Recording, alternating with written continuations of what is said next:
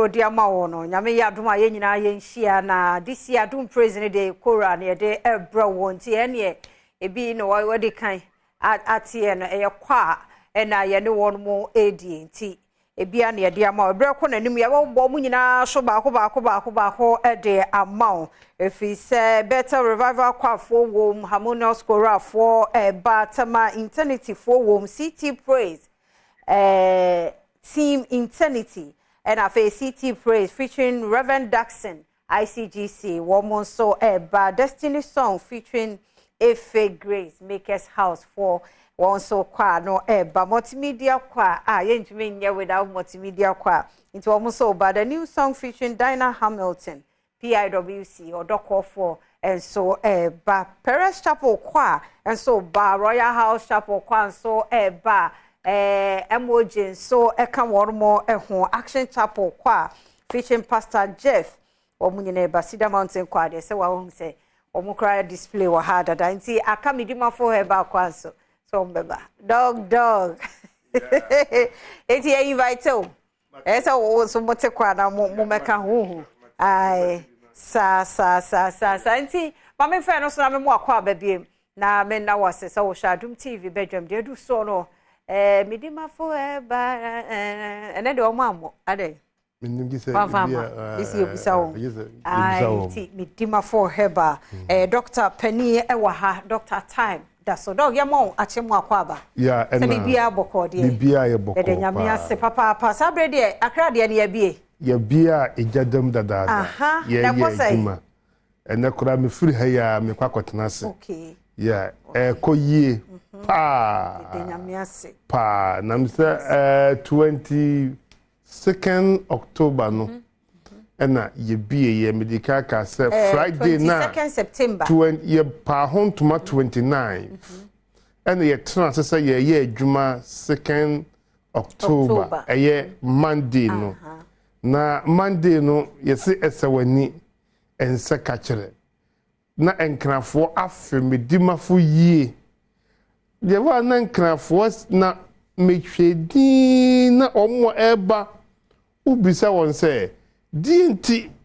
doctor yeni da asoa ne wo yeni da asoa ka ne wo yeni da asoa ka ne wo empanyimfo nkokora mrewafo ya na omuntumi makuma se no meka ma me bi ne ba de ne bepiem omkwado omoba Sunday no bedai na de chiye nipa na ne bansinka omaye nkofi was there be hotel kura benya no one fan so ye ho na okase wo kofi asan ba se wo doctor no kura mpo na ya ma na dura ope enumunyam ka Israel nyankopon se oman Ghana enya doctor mu gidi na enye gidi ewu ye gidi a ayaresa ene tumi eyede ewum na me se tumi nyankopon de ahye mensa no akra de ni yes yeah wow. Akra de no dana ye sa se ye adwuma Monday no me kaze me duru ho anopa na ye 7:45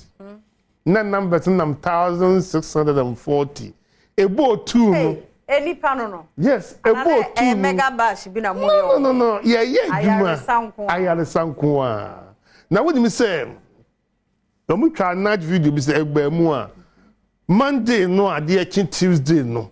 anajo no me pon fro na ye 12 anajo 12 na enipa over 800 na da hospital ho onko fi cross onko na high first floor ho yes onko fi a was onko da me see student mattress ya wo mayiram patem ho de ni na asan ye ko ha munkopoku asin kopo bi nipa no wo se onko fie efise eyese woda na ade echi na ye hwede na ade echi ye no mo so ba Tuesday be kan ho edo so ho mo ba Tuesday so be die e ma hwe mo so Wednesday nyem pai bobia eyayare sabia na achense asolu bia ko nhyiemu na ye nya ba bi nyede ena we nyina edi adanse se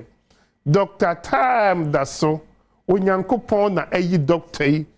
aba nipa te bia mu enti bebre say oye God sent eye turodo na me ka kire o my Ghana fo bi nyina say obi biala enya abotoye mu na omo enhu say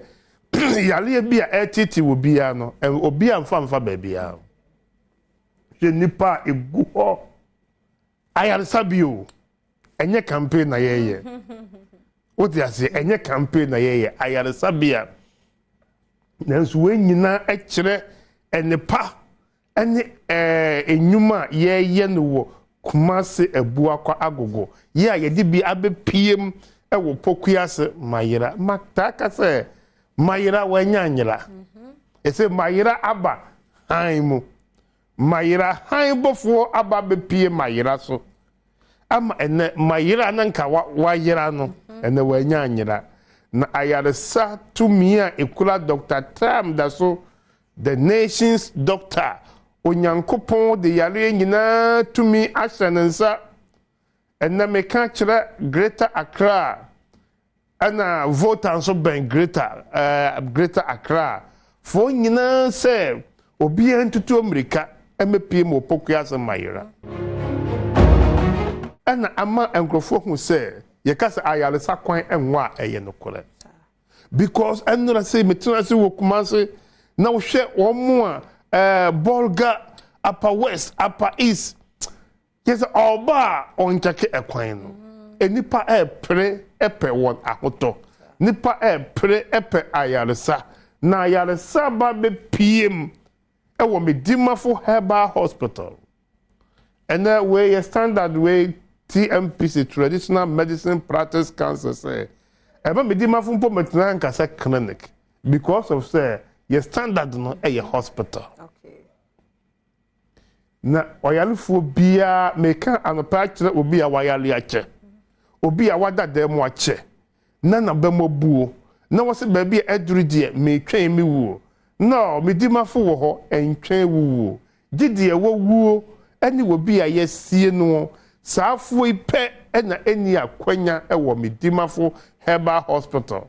Me pa chose wo nwui na yensie na yare na hawo yare na tete wo me pa cho kan wakoma to yem na bra be piem adanse ya enkrofo edie enyina ya adanse turudo da bia me kam se obo Medimafo Herbal Hospital ho adanse enkro obi adanse ya etimi se oyarefo eden efise ho ne bia yemfa poma nko Medimafo emfa nko fie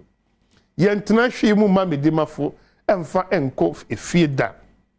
wona na wonyale aye kwanko mekasa na no na mabi se ne mame eda baby any government hospital omu declare ne se obewuo na omu enko enjomu meyi ne mrafie no mo de mame be piem wo Medimafo na wo hwe wo be ye declare ne se nko obewuo na wo hwe ahode wo se emfie mienu ni o ye oba Medimafo Herbal Hospital yeah, omukasa ne maame ne bewu no emfie mienu ni maame ne tiase odidi onom otimi kura san akọ na afum we na meka kire Ghana for say enipa declare wa na onyankopon declare efise enemre enanka job tiase a kan fidie ba reject se ba bi aduru die yen declare ba de emfidie ede nipa nim die declare no ye onyankopon tiasefo bi a ono na obo ni padua no tena metaka asem bi se de oye car no car say a ono na eye enti de obo ni padua no ba bibiara sinto wo bia ono na wo akwanya se obetumi di bi ahye ho na wasiesie ho efiri se me ka kire Ghana fo nyina se hizakia na oye nipa te se de Dr. Tam da so ete ya ba onyankopon ma ne tumi ema otumi ma enompa akokwa enumpa ewuo na moja enim na ensuo nimuo etimi ba enkwamu amaame wo de ne de enkokwai moja wo mudada we de kata ho de aka se eyesinto anachematie bi na aba enipadua nimuo me shaw bosse obepiem wo Medimafo Herbal Hospital ye branch bi ase eye Kumase ye Ebua kwa agogo Accra no ye Pokuya se Mayira me pa chaw obepie ho a me ka kyerɛ sɛ ayaresa ene fa ahodie ɛbɛyɛ wo dia efiri sɛ adanse nkofo de nyina yɛ adanse trodo yɛ ɛkyɛ sɛ ampa medimafo bi apie wɔ ɔman Ghana mu a odima ne manfo sɛ obi a gise de wawuo wo hwɛ da bia meka me sɛ mesisi machika sɛ mikotodwe mikoda mentumi na me widie mu hyehyeme wonase atatai wonya ka akwanhia wo na mu abu wo nsɛm abu we mu nyina yɛ entetia case ɛwɔ Medimafo Herbal Hospital efiri sɛ ɛhɔ ɛna obi tumi ba doctor mia nantwie twam a menhu no ɛna bitumi sɛ aboa ntetia na ɛkoi wotu hɔ wani ehunu ade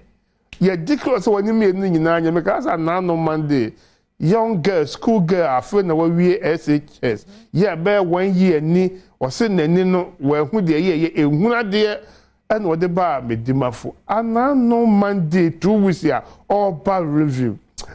kese na ehu na enwanwa ya onu wankasa oba 2 weeks se ana no Monday no na ikurikura no enura ma anano Monday no onu na etumi ba be wurem bibisan se na atade ba na be shout doctor we sha atade blue we nyina e kire anwanwade tumi makase ebibiduro ayaresa ne eye nyankopon wanum asem nyankopon anum asem waka na waka efise se twere na ngase muni dua na ba efro ha bansa yare yanka me meti he menim se enia enhini hama esayale esanse eye nyame anum asem si tumi kese yede ewom na onyankopon so no esanse eye nanum asem ti esan ye adoma kyede a wode ma ne ma ana nemko a opewo asem ana oje ne die enti enye ho se onyankopon de nani ko atifi apuoye anafo atoye na wo hwe din na wo de doctor tam da so ebesi ho se ono na enemre obi bia yare a omra ne ho emeje ayaresa because there be me come say me mete hey ma na so da yese me ba beye ebibiduro na enya me felt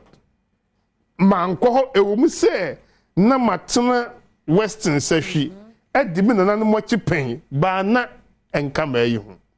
efiri se ebra me ba beye se me ba beye ebibiduro no na me nam kwan so a me kwa akoton me mpaboa ena custom for je nema no anadwo no ewo eho belia ho no bokina ho no ena me nya saa da so se me mra emeye bibiduro what you see eya na mo hwe me videos bi doctor kotena kwayem adadua na ya na bebre nim se eye bi a sini bi na ye enye sini eye true story because atam no na eye se nyankopon de me fantiti yem eye na ye fi se emoa na ewo wurem no omo nko wo hawo mu omo so omo yale enti emoa ni mu nso no ye wo mu a omo so etiti nuru edisa omo so yale yale enti doctor ko tena ewuram sa nim die we bu se na aboa bi firi soro no wa ba ba hwefom tu na ne sisi ebu na ne yonko aboa akwakote aban no de aba be kan na why de ne ho atono enti wo sori ye no be edua na wote ye no na wo nso wa hu se edua we na kasemu bu a ye de sa nipa na yale we ni to me a nyankop me kwotena saa ho ye de share me nsa se me nkonkosua enti na doctor wo be pie mu sanka semu mesisi mechi mentumi na menase atatai de yesi asai enye yie o kidney no yesi ye declare say enya de so betena ni party asefo asase to bie mu kula na Medimafo Herbal Hospital ye declare wa nyankopon Adom ayaresa ene fa hodi ebeye wodia obi ho otie mi ametaka say awo aduru de ma menku ama woduro ewiase nyina eyesonko ma woduro no enye konombi kowibi kotua bi sabi tafre bi dibi fabi frankate kwan enkrakran kuntomre nkwai bi eni abenkwai ma woduro no uba etise 1/3 even 1/3 mposo chen edo chen ma woduro no udi gu wonum guna anadwo dumie no wonum wie ya na woni wukunu ahia time obanum wie na wukunu be hia no mu nhia biem saa bosome kro na mo peba no mu enso bosome nso no se efiri soro efiri fem efiri asase ase se wo po se wo mpo na nyinsan ba betom ba be je ne ho akinye aso me ba bi ma nyine die Pipacho edi bosome oba na okura konko a wo tentasu egumu we na make akere oyarefo bia se oyarefo bia de doctor me hia wo gidie me gidi se me kotam da so ha no be ho beto me sa gidie no me mfa nyehwe de doctor hia furu ho ene eye wana muntu se obetua na mo aba be pm wo ye branches me anumu bia wo nya beduru wonko a na sa wo de o se yale no nya wo na se medeme obi ha no de ne yale sika say yale no won fan sika na so wo de papomodin ku ade a obeduru medimafo a obenya ayaresa ene fa ahode be ma wo be ma na emfie dunie wontimi na wo yire nhia da kan wakoma to ye me say 24 hours wonu wo yire betumi ahia ya wo haw bia animu wo ho gidie wo wuo obi a ohwefam ena yentumi Emagana for nyina wire mfi se doctor achade a oche no ya che Easter de ya che me birthday de aka December ye be dikan ache no 15th December ewo enkran ha eno so ye be che TV no mako 50 TV 50 no wo Medimafo card se de wo pe TV ni bia enkran acha ase ye adwuma me ka se bra kuma se bra na no ohun eni me sisi ma obi hu say doctor oye nyame ni pampa me hwe ni pa enim because obi ha oba kumase ba kono o ma biem ya charge ni bi 1005 obi ha onya 50 cedis per because kumase bi o medu kwa na case kana age ni nyina otu ya 50 cedis per ananu ya say ye adwumen all bands wo kura 150 cedis na kan am say 200 ba otimi sole ntem beda ho ebeje ka mba nipa 50 no woto so bi ya ne nsa kan ni TV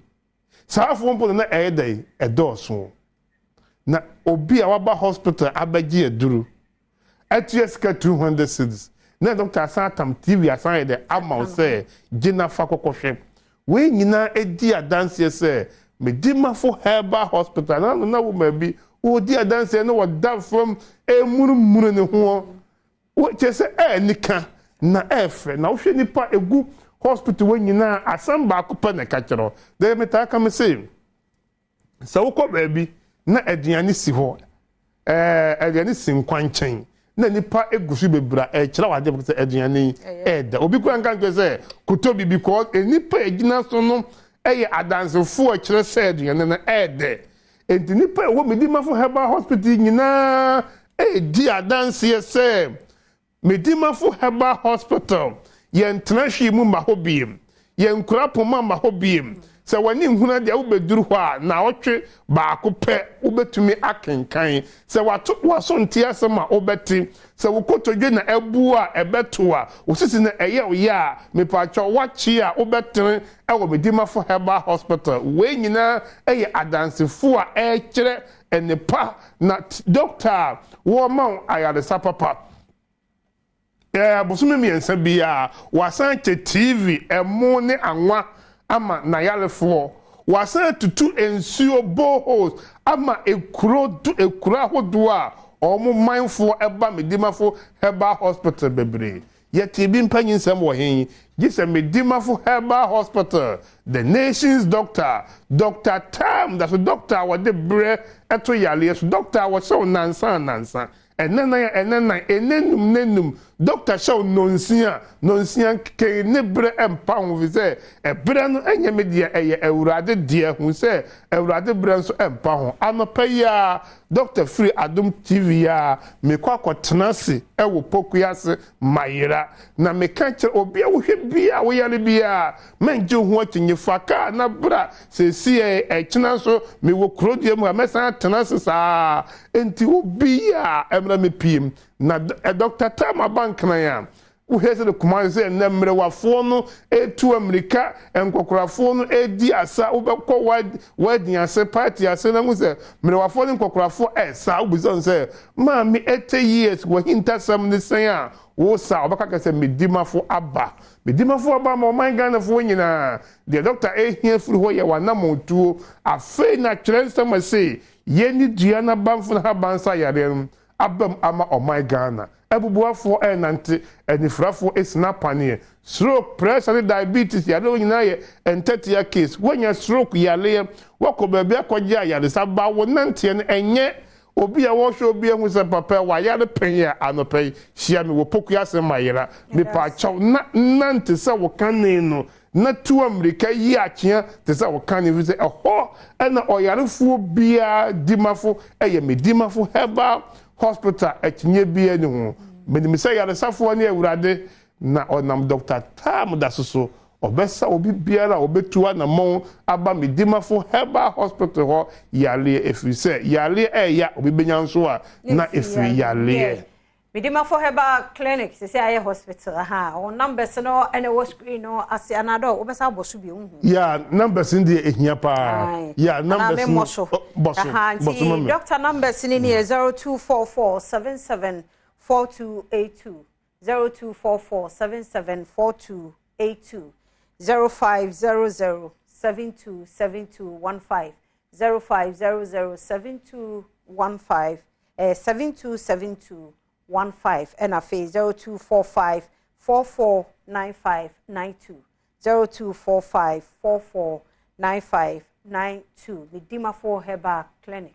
and yene doctor time da so edi enkomom Medimafo Herbal Hospital ewo abuakwa agogo na enkran so owo pokuase mayra eho na wonmo ewo enti fra numbers no na so adanse a adehie die wonso kokodi bi no nti yemfa dog ensi ha me kwa basisi e ne atwaso